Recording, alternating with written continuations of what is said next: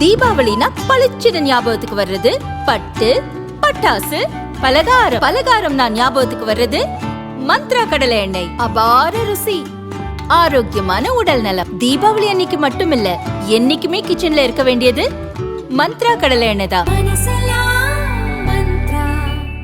சமூக நீதினா என்ன? சமூகத்தில் பின்தங்கி இருக்கிற சமுதாயம் முன்னேறிய சமுதாயங்களுக்கு நிகராக வாழ வேண்டும், சுயமரியாதையுடன் வாழ வேண்டும். தமிழ்நாட்டில் சட்டமும் இல்ல, ஒழுங்கும் இல்ல, பெண்கள் பாதுகாப்பு இல்ல, 4 வயசு குழந்தை, 80 வயசு பாட்டி, யாருக்குமே பாதுகாப்பு. என்ன காரணம்? ஒரு பக்கம் மது உங்க அப்பா திறந்து விட்டார். நிதிஷ்குமார் அவர்கள் ஏன் மீண்டும் அவர் ஆட்சிக்கு வந்தார்? பல காரணங்கள். அதுல 2 முக்கிய காரணம். 1, கணக்கெடுப்பு நடத்தினார். 2, அங்கே பூரண மது விலக்கை கொண்டு வந்தார். சாதிவாரி சர்வே எடுத்தால் அதிகமாக பயன்பெறுவது யாருன்னா பட்டியலின மக்கள் தான். சமூக நீதினா என்ன? சமூகத்தில் பின்தங்கி இருக்கிற சமுதாயம் முன்னேறிய சமுதாயங்களுக்கு நிகராக வாழ வேண்டும், சுயமரியாதையுடன் வாழ வேண்டும்.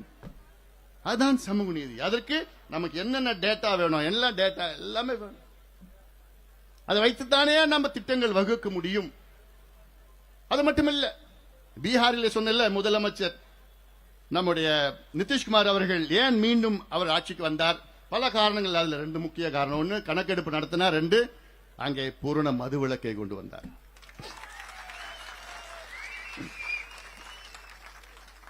அதனால மன்றி அங்க இருக்கிற பெண்கள் அதிகமாக அவர்கள் வாக்குகள் போட்டாங்க.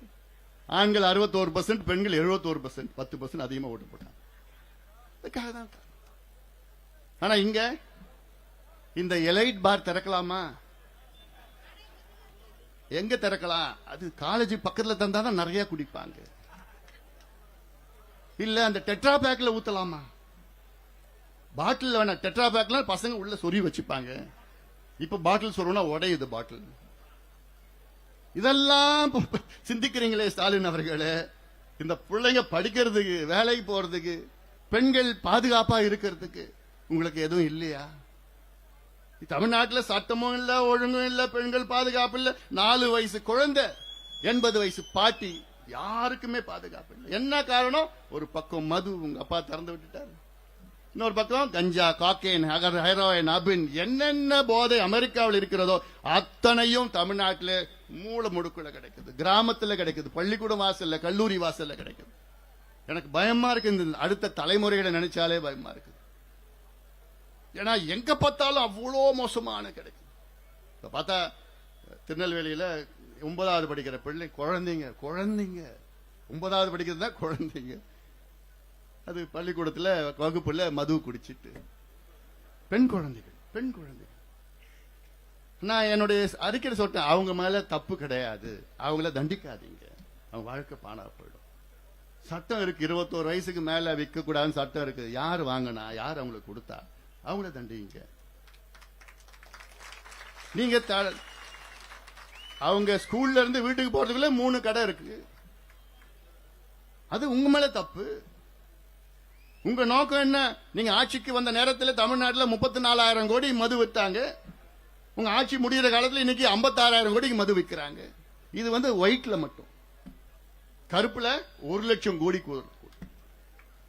சரி, இப்ப நான் அது வேணா டைவர்ட் ஆயிடும். இப்ப நம்ம வேலைக்கு இதுதான் கணக்கெடுப்பு. இது அவசியமானது. ஏன்னா நான் மறுபடியும் சொல்றேன், தமிழ்நாட்டினுடைய சமூக நீதி பிறப்பிடம் தமிழ்நாடு. அப்படிப்பட்ட நம்ம முன்னோர்கள் எல்லாம் இங்கே சமூக நீதிக்காக போராடி வாழ்ந்தவர்கள். இன்னும் சொல்ல போனா நம்ம தான் முதல்ல எடுத்திருக்கணும். ஆனா கர்நாடகா நம்மள மிஞ்சிட்டாங்க. 2015 சித்தராமையா அவர்கள் அப்ப எடுத்தார். அது வெளியில விடல. இப்ப மறுபடியும் 2வது முறை எடுத்திருக்கிறாங்க. கர்நாடகாவில் என்ன பண்ணிருக்காங்க தெரியுமா? சமீபத்தில் கர்நாடகாவில் இந்த ஆண்டு பட்டியலின மக்களுக்கு ஒரு கணக்கெடுப்பு நடத்தினாங்க. ஒரு நீதியரசர் தலைமையில் நடத்தி அதற்கு பரிந்துரைகள் செய்து கர்நாடகாவில் 17 விழுக்காடு இடஒதுக்கீடு பட்டியலின மக்களுக்கு. அந்த 17 விழுக்காட்டை 3ஆக பிரித்தார்கள். 6, 6, 5 என்று. அந்த 6னா யாருன்னா, அதுல கண்டுபிடிச்சு பட்டியலின மக்கள்ல அதுல யாருக்கு கிடைக்கலையோ அவங்க எல்லாமே 6ல சேர்த்தாங்க. இன்னொரு 6ல யாருக்கு குறைவா கிடைச்சிருக்குதோ அவங்க எல்லாம் சேர்ந்து இன்னொரு 6ல சேர்த்தாங்க. அதுல யாருக்கு அதிகமா கிடைச்சதோ அவங்க 5ல சேர்த்திருக்கிறாங்க. இதுதான் உண்மையான சமூக நீதி. இதான் செய்யணும். உள்ஒதுக்கீடு கொடுக்கணும். நீதிமன்றம், உச்ச நீதிமன்றமே உள்ஒதுக்கீடு கொடுக்க தடையில்லை என்று தீர்ப்பு வழங்கியிருக்கின்றார்கள். தமிழ்நாட்டில் எல்லாமே சாதகமா இருக்கு. ஒன்றை தவிர, நம்ம முதலமைச்சரை தவிர, இந்த ஆட்சியை தவிர. ஆனா இன்னும் 2 மாசம் பொறுத்துங்க, அதுவும் போயிடும், முடிஞ்சு போயிடும். அதனால இது ஏதோ ஒரு தேர்தலுக்காக எல்லாம் மறுபடியும் சொல்றேன். இது தொடர்ந்து அடுத்த தேர்தலுக்கு முந்தின நாள் வரைக்கும் இது நாங்க போராடிட்டு தான் இருப்போம், கேட்டுட்டு தான் இருப்போம். தேர்தலுக்கு இதுக்கு சம்பந்தம் கிடையாது. ஏன்னா இப்ப இல்ல, இதுக்கு முந்தைய அரசியல் தான் பண்ணோம், அதுக்கு முந்தைய அரசு தான் பண்ணிட்டு இருக்கோம், காலங்காலமா கேட்டுட்டு இருக்கோம். எதுக்கு? இந்த எல்லா தமிழ்நாட்டில் உள்ள அடக்கப்பட்ட, ஒடுக்கப்பட்ட, வஞ்சிக்கப்பட்ட மக்கள் எல்லாம் படிக்கணும், வேலைக்கு போகணும், சுய தொழில் செய்யணும், இல்ல வேலையில சுயமரியாதையுடன் வாழணும். லிவிங் வித் செல்ஃப் ரெஸ்பெக்ட், சுயமரியாதையோட வாழ வேண்டும். சுயமரியாதை இயக்கத்தை தொடங்கினா போதாது, சுயமரியாதையோட வாழணும். நான் கேட்கிறேன், திமுக கூட்டணி கட்சியெல்லாம் இருக்கிறீங்களே, காங்கிரஸ் கேட்கிறேன் நான், உங்க ஆட்சி தான் கர்நாடகாவில் இருக்கு, உங்க ஆட்சி தான் தெலுங்கானாவில் இருக்கு. ஆனா இங்க ஏன் வாயை திறக்க மாட்டீங்களா? என்ன பயம் உங்களுக்கு? அண்ணன் வைகோவை கேட்கிறேன் நான், நீங்கள் தந்தை பெரியார் வழியில் வந்தவர், ஏன் நீங்க வாயை திறக்க மாட்டீங்க? ஏன் திராவிட கழகம் கி வீரமணி அவர்கள், ஆசிரியர் அவர்களை கேட்கிறேன், ஏன் நீங்க வாயை திறக்கல? என்ன பிரச்சனை உங்களுக்கு? திருமாவளவன் அவர்களை நான் கேட்கிறேன், ஏன் என்ன?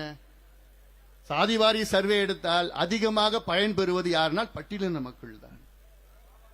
ஆனாலும் ஏன் நீங்க வாயை திறக்க மாட்டீங்க? ஏன் ஒரு போராட்டம்? என்ன பிரச்சனை? தேர்தல் தானா, தேர்தல் தானா, தேர்தல் தானா? அதான் எல்லாமே. அதனால இது ஒரு சமூக நீதி பிரச்சனை. இப்ப மேடையில் வந்திருக்கிறாங்க, இவ்வளவு தலைவர்கள் இருக்கிறாங்க. கொள்கை ரீதியிலே சில கட்சிகளுக்கும் மாற்று கட்சிகள்ல கொள்கை ரீதியிலே அவங்களுக்கு வேற்றுமையில் இருக்கலாம். ஆனால் இது ஒரு மைய பிரச்சனை, முக்கியமான பிரச்சனை, தமிழ்நாட்டு வளர்ச்சி பிரச்சனைக்காக அவர்களுடைய அந்த கொள்கை வேற்றுமைகள் எல்லாம் ஒதுக்கி வைத்து இங்கே இந்த மேடையிலே வந்திருக்கின்றார்கள் தலைவர்கள். அவர்களுக்கு உண்மையிலே எனக்கு நான் நன்றி சொல்ல வேண்டும், நான் நன்றி சொல்ல. இதுதான் தமிழக மக்கள் எதிர்பார்க்கிறார்கள்.